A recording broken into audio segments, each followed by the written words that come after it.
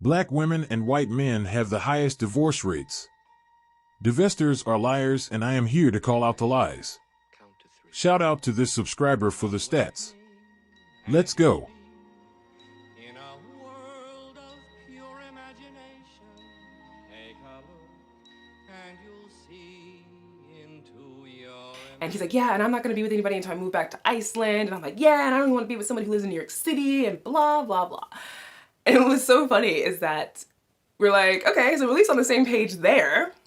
And he says to me, you know, we haven't seen each other in a long time. Would you like to meet up? And I'm like, yeah, I would. Why not? This would be really fun. You know, you're awesome to talk to on the phone. We can talk about everything because in our minds, we have no intention of being with each other. So it just feels like a really good friend to talk to about everything. Like I literally held nothing back about what I was looking for in a person, my feelings that day, or just in general, you know, just about life. And he was able to do the same.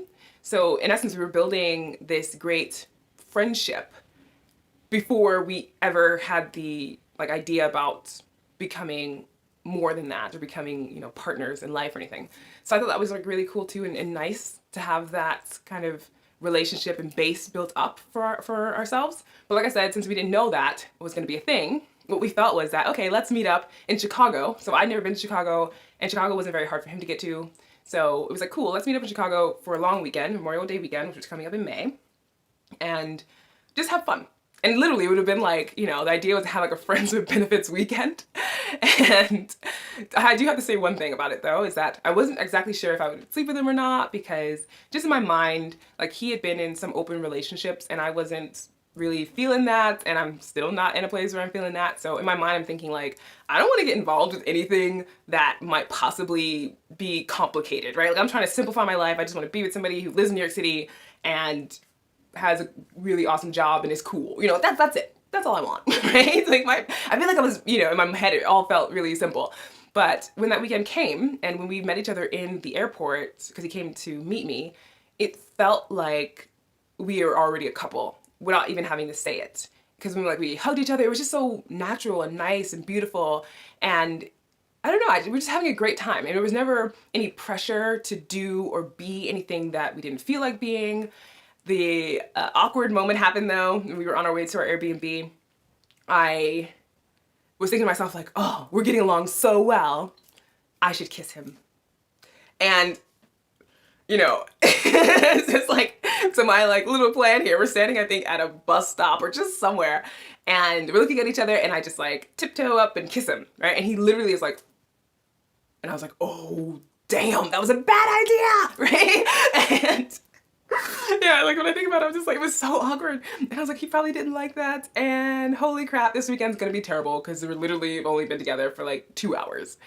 But it wasn't. And it was a good thing. He was just really shocked that I made the first move, especially since he'd been living in Indiana, and there people can be conservative. I'm not saying that everybody is, but you know, maybe some people are expecting that the guy makes the first move and blah, blah, blah.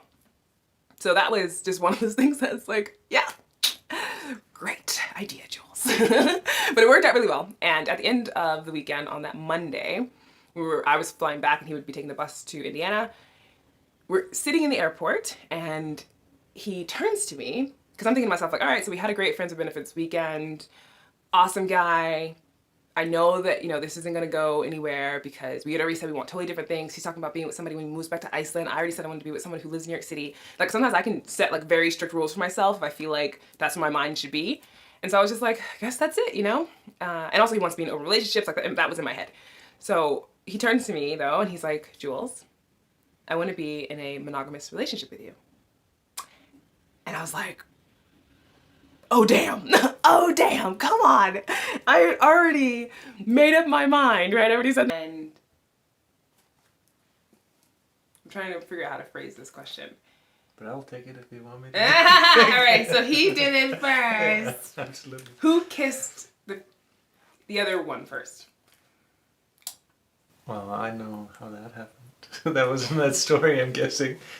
But yes, Jules kissed me first. My girl knows what she wants. But the first kiss where we were both ready, I think.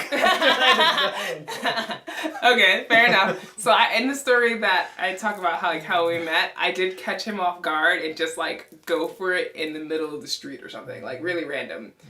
But like right after exiting the bus. yeah, it was just like, I think we're both like into each other, so going for it. And it was a hilarious moment. I wish I could have captured that because it was just like, okay. And I mean, later, obviously, it worked out just fine, but hilarious to me that I was like, oh crap. That's surprising to me too. Mm-hmm. What is my weirdest habit? In a study published in July 2024, it was found that black women and white men have the highest divorce rates out of every interracial couple. Link is in the description. Black women love to lie about black women white men marriages lasting the longest. This is proven as false. 70% of interracial divorces report issues with societal acceptance as a contributing factor. This is interesting and could explain why you see so many old, fat, bald white men with black women. When society no longer cares, they get with black women, which isn't a flex like how black women think it is.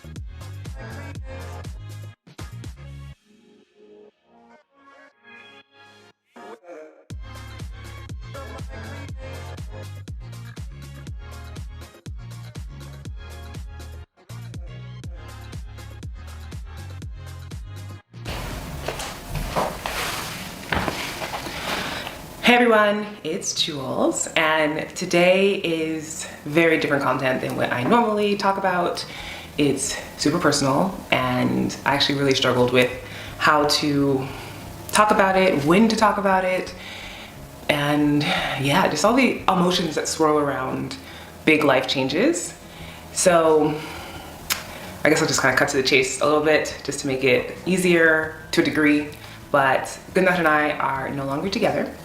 And it's been some time since that happened, and I've been giving myself space as to like when I would make it more public regarding that, because I have shared here on YouTube about us and our relationship, about how we met, and a lot of people have been invested in that. And I think that's great that people were so invested or have been invested in our relationship, and because I shared that, I felt like it only made sense to then also share the fact that we ended up going our separate ways, and there's many factors that come into play here. I'm not going to go into all the personal details, and I honestly don't think it would make a huge difference. The end result is that we're no longer together, and the apartment that we were living in, so the one that we bought together, we actually had bought an apartment first in Moso and then in Southafrica. So in that apartment where it was like completely gutted and renovated, I no longer live there, so, and he doesn't either, so we both decided, because we owned it together 50-50, to sell it. And even though that was hard because there was a lot of work put into that apartment to make it a home, personally, like, there's a lot of things I loved about being able to design there, but such is life, and it was a really fun project to do, and I was just grateful to have been able to do that and then move on from it. I hope that the people who do end up living there, the ones who bought it, enjoy it just as much as I did. It was only about a year in which we were there.